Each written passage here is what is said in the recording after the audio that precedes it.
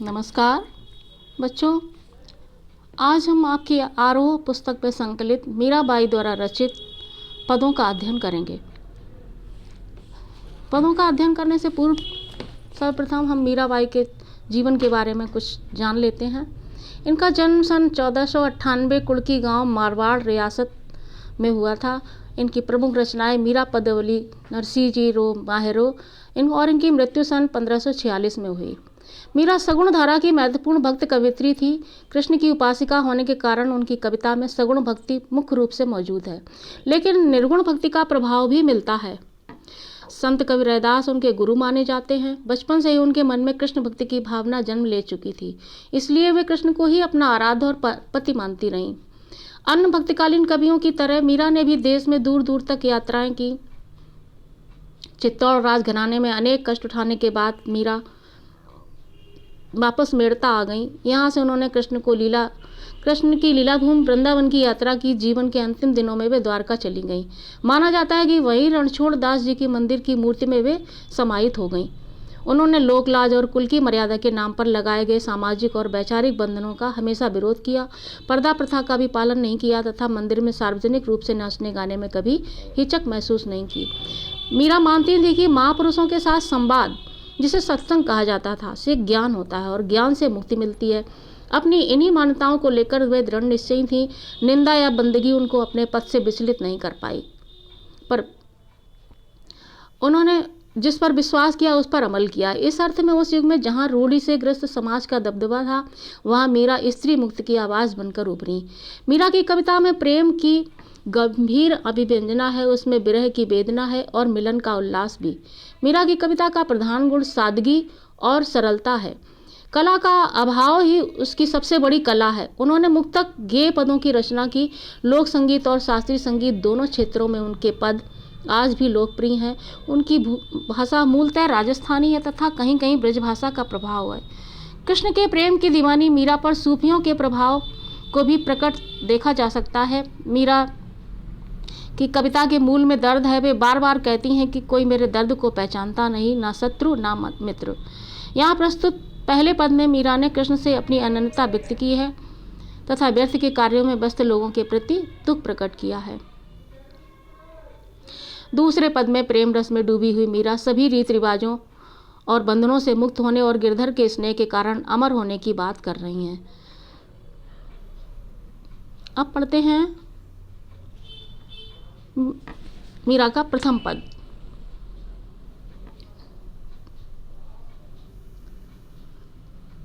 मेरे तो गिरधर गोपाल दूसरो न कोई। मीरा कहती हैं कि मेरे केवल श्री कृष्ण ही, जो गिरधर गोपाल हैं, श्री कृष्ण का ही एक नाम है गिरधर और गोपाल, वही मेरे पति हैं और इसके अतिरिक्त अन्य कोई मेरा पति नहीं है। जिसके सिर पर मोर का मुकुट है वही मेरा पति है और उन्हीं को वो अपना पति मानती हैं। इसके अतिरिक्त और किसी को भी अपना पति नहीं मानती हैं और किसी से मेरा कोई भी संबंध नहीं है। यदि मीरा का विवाह हो जाता है, परंतु वे बचपन से ही श्री कृष्ण को ही अपना पति मान चुकी थी, इसलिए वे बार बार यही कहती हैं, मेरे तो गिरधर गोपाल दूसरो न कोई। अर्थात ये पति के लिए कहती हैं कि मेरा और कोई पति नहीं है, मैं केवल गिरधर गोपाल को ही अपना पति मानती हूँ, दूसरा मेरा कोई पति नहीं है। जिसके सिर पर मोर का मुकुट है, मोर मुकुट श्री कृष्ण धारण करते हैं, इसलिए कहती हैं कि जिसके सिर पर मोर का मुकुट है वही मेरा पति है, इसके अतिरिक्त मेरा कोई दूसरा पति नहीं है। छाण दई कुल की कानी, छाण दई कुल की कान कहा करी है कोई। छाण यानी छोड़, दई माने दी, कुल की कान, कुल की मर्यादा, कान मतलब मर्यादा, कुल की जो मर्यादा है उसको मीरा कहती हैं कि मैंने अपने परिवार की मर्यादा भी छोड़ दी है। किसके लिए? अपने श्री कृष्ण के लिए, उनके लिए मैंने परिवार की मर्यादा भी छोड़ दी है। अब मेरा कोई क्या कर सकता है।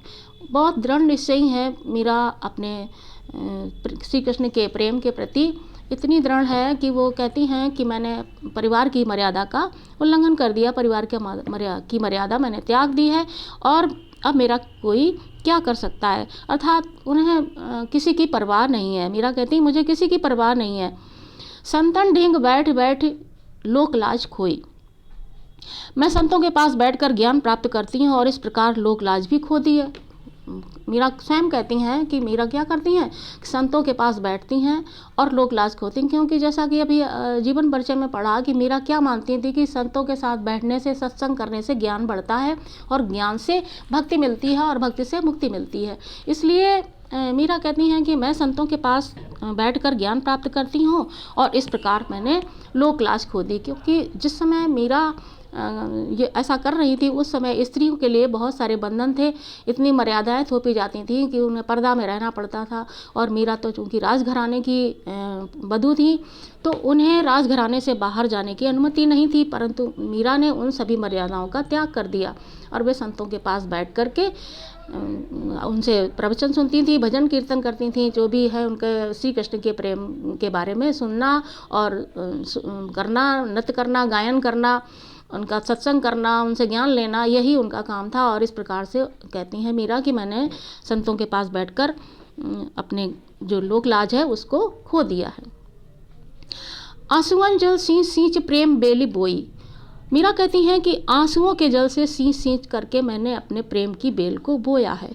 आंसुओं के जल से सींचने का तात्पर्य कि प्रेम में जो प्रेम करता है उसे अवश्य ही आंसू बहाने पड़ते हैं। किसी कवि ने कहा है कि जिसने किसी के विरह में आंसू नहीं बहाए तो समझ लीजिए उसने कभी किसी से प्रेम नहीं किया।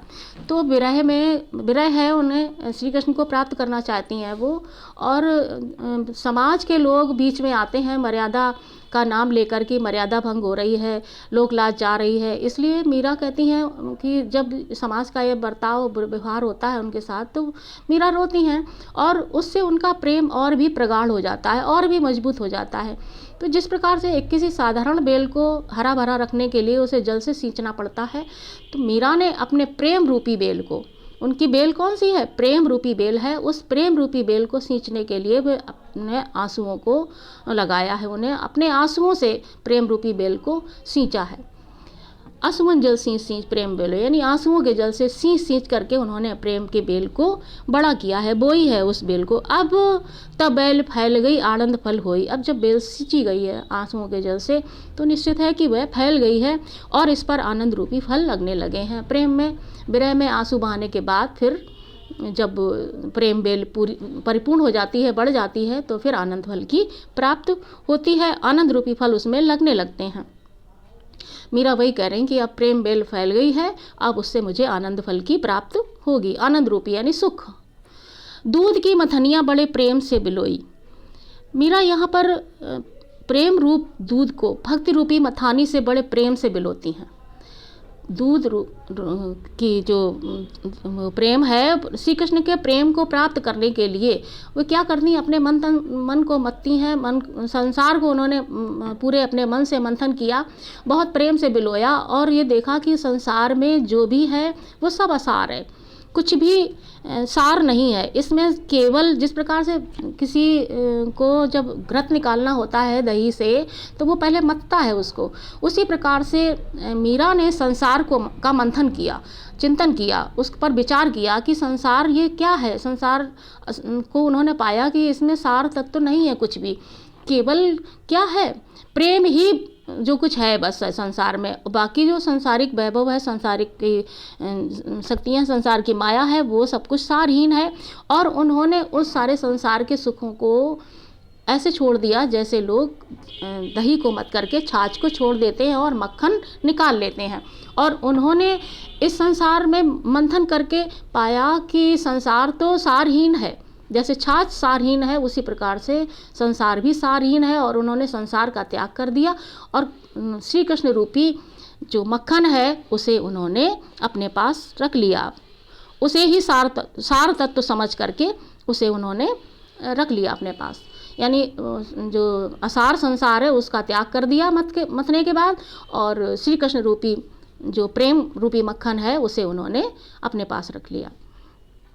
भगत देख राजी हुई जगत देख रोई। मीरा देखती है कि संसार के लोग सांसारिक माया मोह में फंसे हुए हैं और उसी में लिप्त रहते हैं, तो संसार के लोगों को देखती हैं वो बहुत दुखी होती हैं। वो सोचती हैं कि किस प्रकार से संसार के लोग माया मोह में लिप्त हैं और उन्हें वो कष्ट भी पाते हैं माया मोह में लिप्त होकर के, इसलिए मीरा को दुख होता है।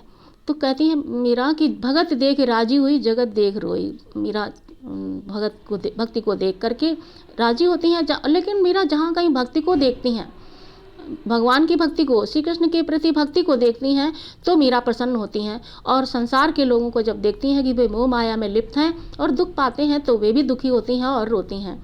आगे अगली पंक्ति में, दास मीरा लाल गिरधर तारो अब मोही। वे स्वयं को गिरधर की दासी मानती हैं और कहती हैं कि हे गिरधर, हे गोपाल, हे गिरधर, मैं तुम्हारी दासी हूँ और तुम मेरा इस संसार सागर से उद्धार करो। तो ये था इस पद का सार व्याख्या। अब इसका शिल्प सौंदर्य देख लेते हैं। मेरे तो गिरधर गोपाल दूसरो न कोई। सबसे पहले तो कोई, सोई, कोई, खोई, बोई, होई, बिलोई, छोई, रोई, मोही, सभी में ई स्वर आ रहा है अंत में, इसलिए यहाँ पर स्वर मैत्री है। मीरा के इस पूरे पद में मीरा कृष्ण प्रेम के लिए परिवार व समाज की परवाह नहीं करती, ये व्यक्त हुआ है। मीरा की कृष्ण के प्रति अनन्यता व समर्पण का भाव व्यक्त हुआ है। गिरधर गोपाल, मोर मुकुट, कुल की कान, लोक लाज, बेली बोई में अनुप्रास अलंकार की छटा है। बैठ बैठ सींच सींच में पुनरुक्ति प्रकाश अलंकार है। प्रेम बेली और आनंद फल में रूपक अलंकार है। असुवन जल सींच सींच प्रेम बेल बोई, असुवन जल सींच सींच प्रेम बेल बोई, अब त बेल फैल गई आनंद फल होई। इसमें दोनों पंक्तियों में सांग रूपक अलंकार है। दूध की मथनियाँ बड़े प्रेम से बिलोई, दधिमति घृत काढ़ली और डारी दही छोई।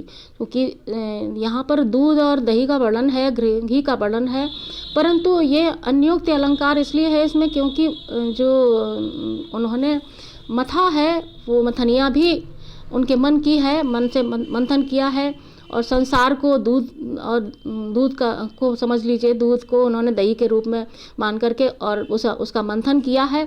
संसार रूपी दही को मत करके उसमें से उन्होंने प्रेम रूपी यानी श्री कृष्ण रूपी घृत को उन्होंने निकाल लिया और असार संसार को छोड़ दिया है, इसलिए यहाँ पर अन्योक्ति अलंकार है।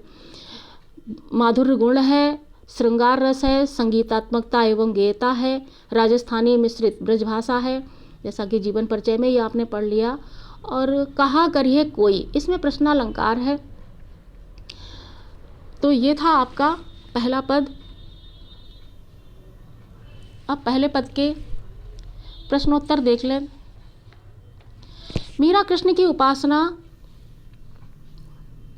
किस रूप में करती हैं, वह रूप कैसा है? मीरा कृष्ण की उपासना पति के रूप में करती हैं। उनका रूप मन मोहने वाला है, वह पर्वत को धारण करने वाले हैं तथा उनके सिर पर मोर का मुकुट है। मीरा उन्हें अपना सर्वस्व मानती हैं, वह स्वयं को उनकी दासी मानती हैं। असुवन जल सींच सींच प्रेम बेल बोई, अब त बेल फैल गई आनंद फल होई।